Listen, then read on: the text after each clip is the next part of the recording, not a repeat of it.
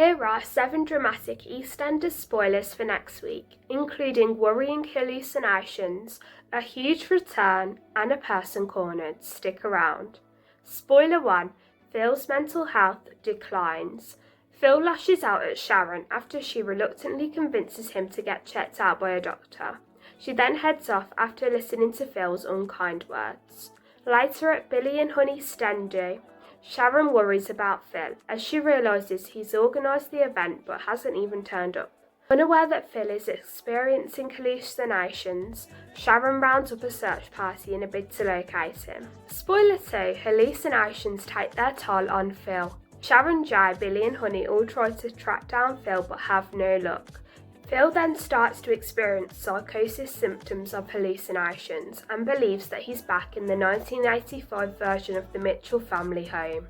During his hallucinations, Phil watches a key moment from his youth before speaking to a version of his younger self as well as key characters from his past. But can Phil get the support he so desperately needs?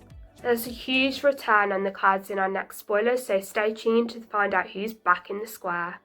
Spoiler 3. Grant's back. Sharon and Jay finally find Phil at number 55, but Phil rejects their help. He's then surprised though when Nigel turns up with an unexpected guest, Grant Mitchell. Spoiler 4. Stendy chaos. Teddy works hard to pull off a successful stendy for Billy and Honey. The celebrations start off great, but Phil's disappearance soon throws a spanner in the works. Spoiler 5. Sonia confronts Reese. Sonia watches Bianca's confession video, but Reese tries to distract her.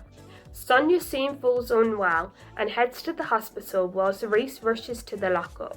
He hears that Sonia's not well, heads home to check on her before leaving to return to the lockup once more. Sonia prepares to delete the Bianca confession video, but soon gets stopped when making a troubling discovery.